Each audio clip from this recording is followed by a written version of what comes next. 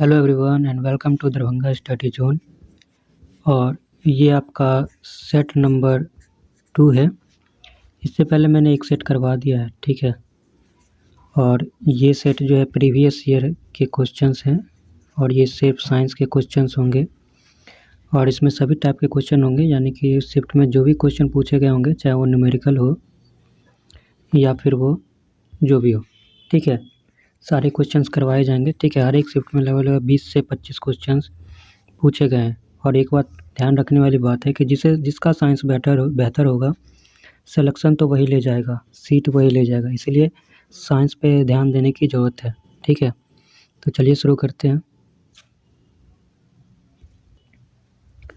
तो हमारा first question है कि 1 किलो की एक वस्तु को 10 मीटर की ऊंचाई तक उठाया जाता है गुरुत्व बल द्वारा किया गया कार्य।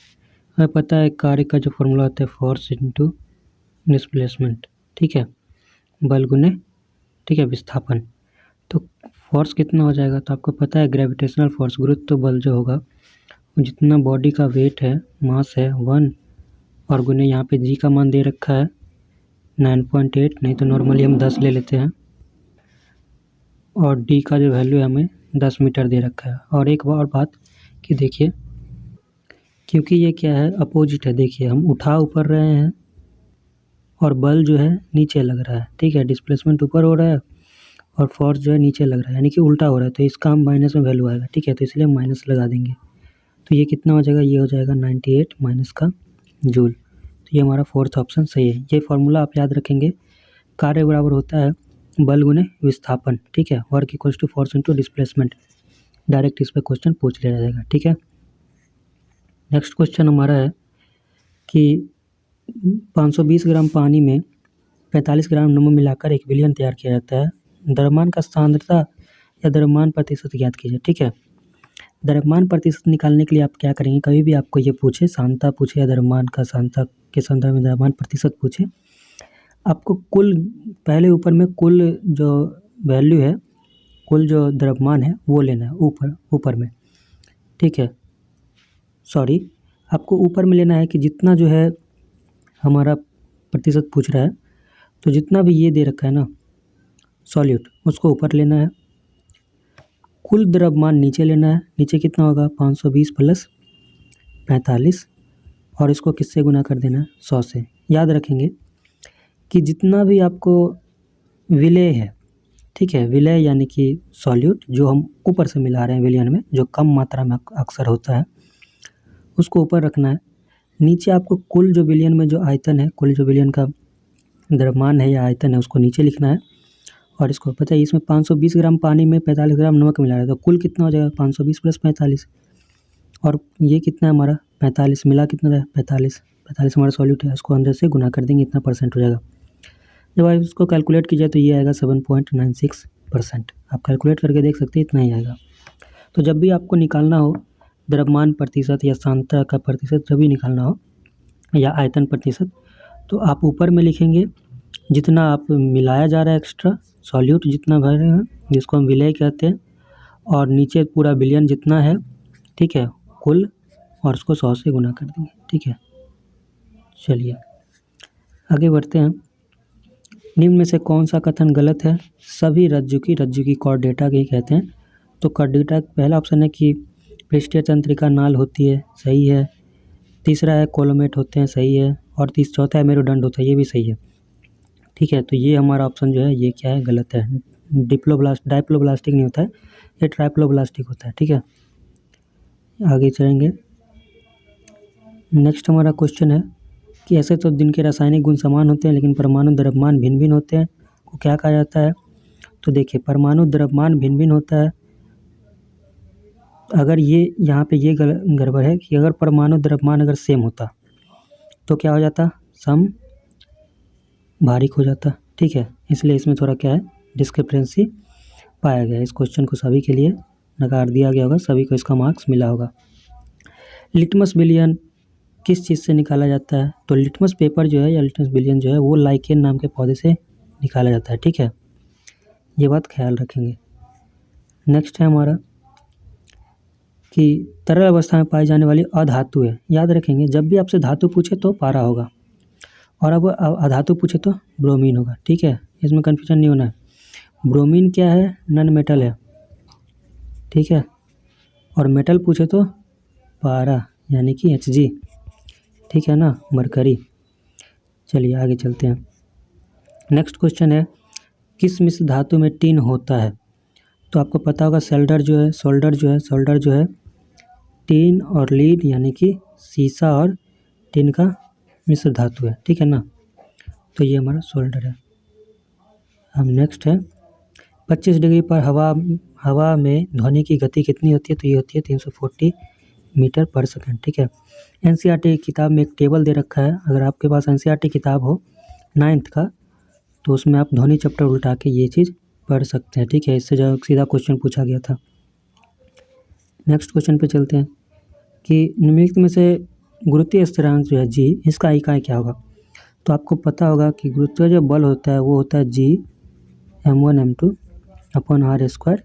तो यहाँ से जी का वैल्यू निकल जाएगा फोर्स गुने r square by m1 into m2, जहाँ m1 m2 क्या है, ये है द्रव्यमान, तो इसका यूनिट क्या हो जाएगा, फोर्स का होता है न्यूटन, r दूरी है तो दूरी का हो जाएगा मीटर स्क्वायर, क्योंकि 2 है मीटर स्क्वायर है, और ये क्या हो जाएगा किलो स्क्वायर, तो न्यूटन मीटर स्क्वायर पर किलो स्क्वायर, ये हमारा, और ये हमारा फार्मूला होता है, ठीक है ना, कितना फोर्स लग रहा है दो वस्तु के बीच में गुरुत्वाकर्षण बल का, तो ये भी याद रखेंगे, ठीक है।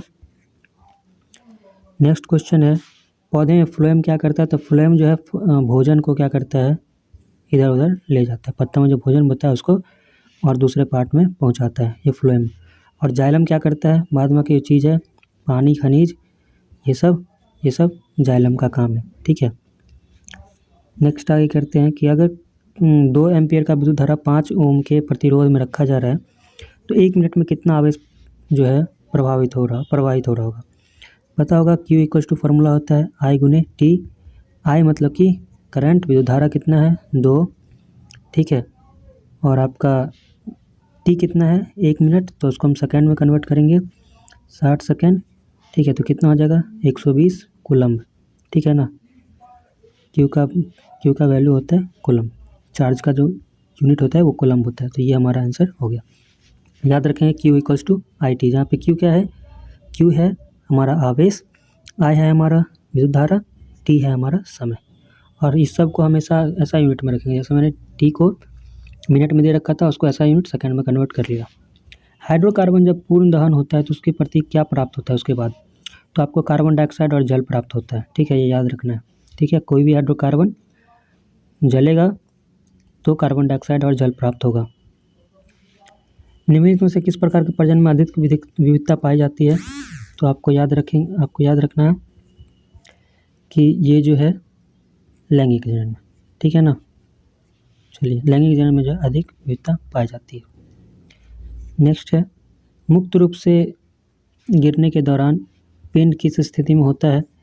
तो मुक्त रूप से जब गिरता है कोई सा बॉडी, फ्री फॉलिंग बॉडी, तो उसमें क्या होता है, वो भारहीन महसूस करता है, उसका जो पूरा वेट है वो 0 महसूस होता है, ठीक है, याद रखेंगे।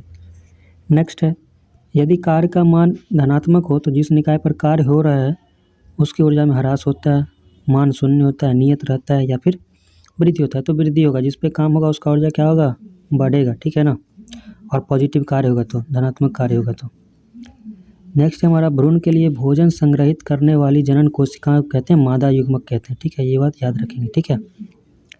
चलिए, अब कह रहे क्वेश्चन है कि कोई कार जो है 2000 जूल ऊर्जा का उपयोग करता है और इसका उत्पादन कितना है 5000 जूल, तो दक्षता कितना है, इफ़िशियंसी कितना है? तो इफ़िशियंसी निकालने का फॉर्मूला है कि जितना उतार रहा है और जितना ये ले रहा है और गुने का 100% में निकालना है, हो जाएगा 4 और 25, तो कितना हो गया 25%, तो इसकी इफ़िशियंसी कितनी होगी 25%, ठीक है।